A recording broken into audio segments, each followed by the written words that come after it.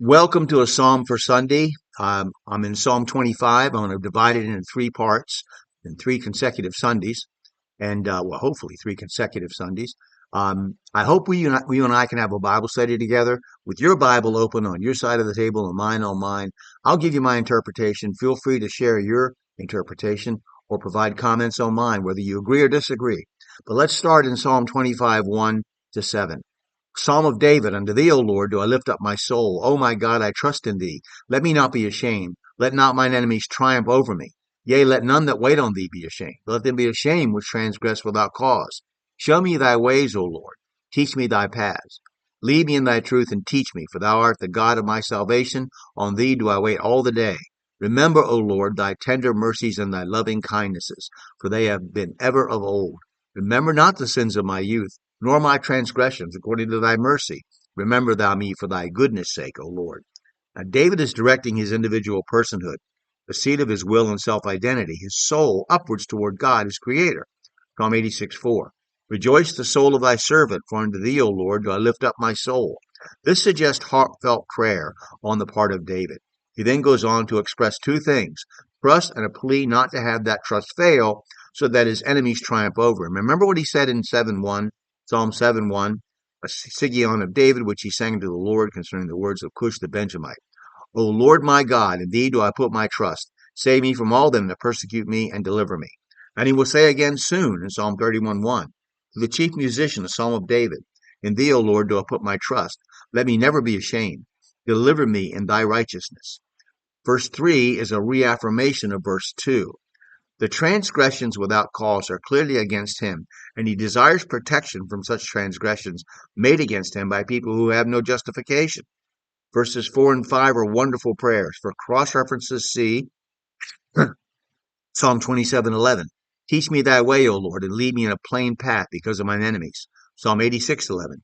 Teach me thy way, O Lord, I will walk in thy truth. Unite my heart to fear thy name. Psalm 119:27. Make me to understand the way of thy precepts, so shall I talk of thy wondrous works. David acknowledges that God is the God of his salvation, and David waits for God all the day, which may suggest that David expects something from God each and every day. He expects to see God's power and his mercy every single day. This is a good prayer for all of us. He then asks for God to remember and to forget something. David is pleading to God's mercy that he will not consider the sins of his youth. This is an important thing to consider, as most people have considered many sins in their youth, some of which follow them through their lives. The only hope David has is that he leans on God's tender mercy and on his loving kindness. Prophetically, as well as personally, this is a great prayer for Christians of all ages who faced and face opposition from institutional Christian churches, as well as persecution from non-Christians, people of other faiths, or no faith at all. It is an appeal to God for protection, as our weapons of warfare are not carnal, as Paul noted so eloquently. 2 Corinthians 10:3-6. For though we walk in the flesh, we do not war after the flesh. For the weapons of our warfare are not carnal, but mighty through God to the pulling down of strongholds, casting down imaginations and every high thing that exalted itself against the knowledge of God, and bringing into captivity every thought to the obedience of Christ, and having in a readiness to revenge all disobedience when your obedience is fulfilled.